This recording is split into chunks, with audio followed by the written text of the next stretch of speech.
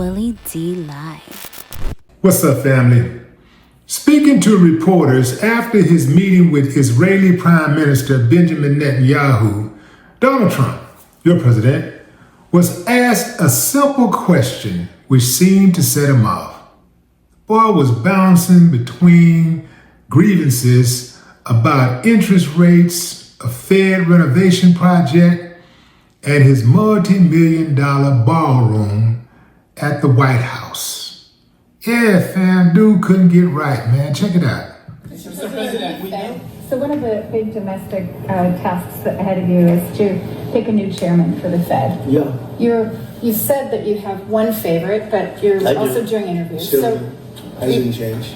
Yeah, I'll announce them at the right time. There's plenty of time. But in the meantime, we're doing numbers that nobody's ever seen. We have $18 trillion coming in. We had a 4.3% GDP. They thought it was going to be 2%. And that's despite the Democrat shutdown. Had the shutdown not occurred, we would have had an extra 1.25. Think of that. We are doing, and also despite the fact that we have a fool at the Federal Reserve. I mean, Biden reappointed him. It's too bad. You would have thought he wouldn't have done that. But he's an absolute fool who's building a new Federal Reserve, or he's doing a renovation of a building. Maybe he's up to $4.1 billion to do a renovation of a few very small buildings. It's the highest price in the history of construction. He's spending more money than any building has ever spent per square foot on the renovation of, as an example, I'm doing a magnificent, big, beautiful ballroom that the country has wanted, the White House has wanted for 150 years.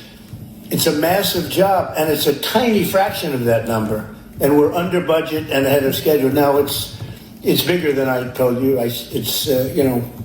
After realizing we're going to do the inauguration in that building, it's got all bulletproof glass. It's got all drone, they call it drone-free roof. So drones won't touch it.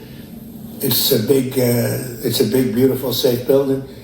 But it's a big project. For a tiny fraction of that, we're under budget and ahead of schedule. And they wanted it for 150 years. Think of it, the Federal Reserve building, 2 buildings there, they don't know what they're doing.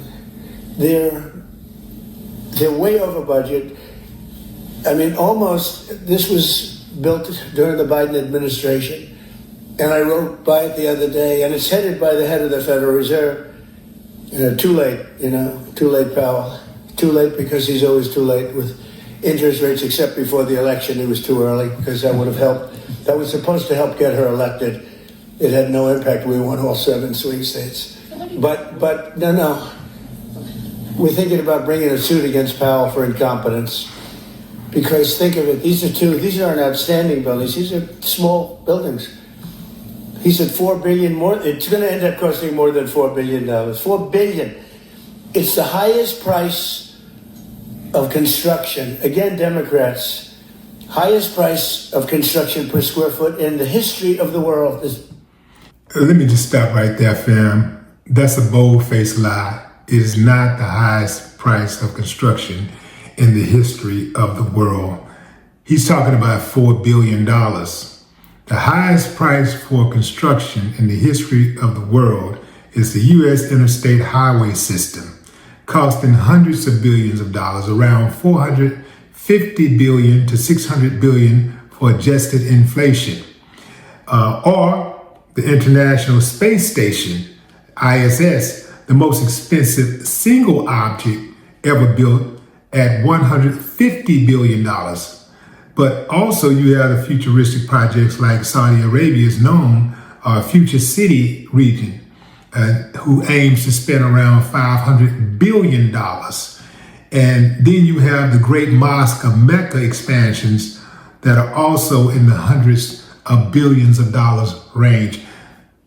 I can understand why this dude has gone bankrupt so much, why he's left his business partners holding the bag so often. He really don't understand numbers. His thing is really just to get as much as he can get and figure out the details later, or let everybody else figure out the details. But this guy right here is incorrigible. It's never been. Gorgeous monuments are built for a much smaller price.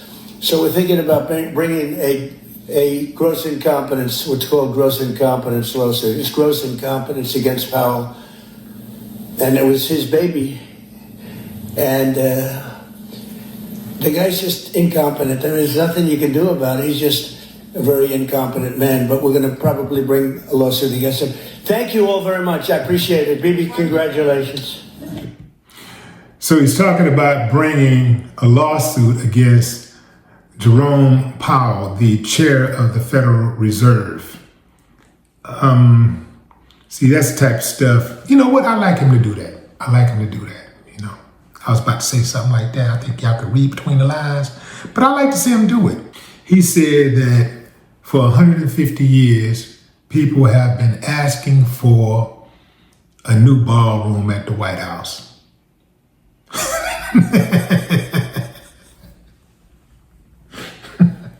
Who is people? Who the hell? We didn't even know they had a ballroom at the White House. Hell, I thought that they just did whatever the hell they did in the lobby or something. Just once, I would love to see a reporter say, "What the are you talking about, bro? What you talking about? Why they so afraid of this dude? They're afraid of him. All they got to do is team up.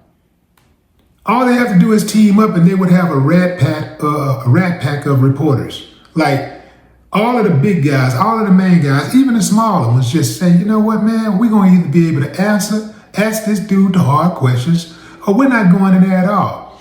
All of these news agencies, all of these outlets are compromised. All of them are compromised. Man, these dudes are shaking in their boots. You couldn't trust reporters in Trump's first term, and you damn sure cannot trust them in his second term, because he got them licking butt. I mean, they're scared to death. I wouldn't even want the job, man. Like, if I was a serious journalist, I wouldn't want the job. If I can't do my job, I don't want it. I don't want to do it. Because those guys don't get a whole lot of money unless they're on television. Ain't that something?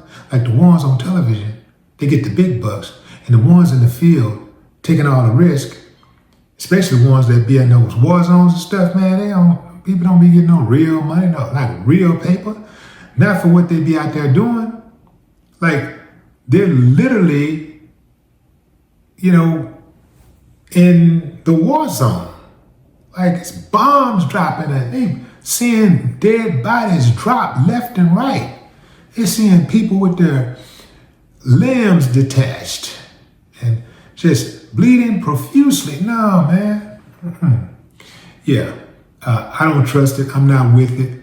When a press conference takes place and you see people standing behind the speaker, typically what that means is they're there for moral support, or they're also there to back up what the speaker is saying. Oh, y'all, I see you. You're going straight to hell in a handbasket. If America burns, it's going to be on your watch. No more talk.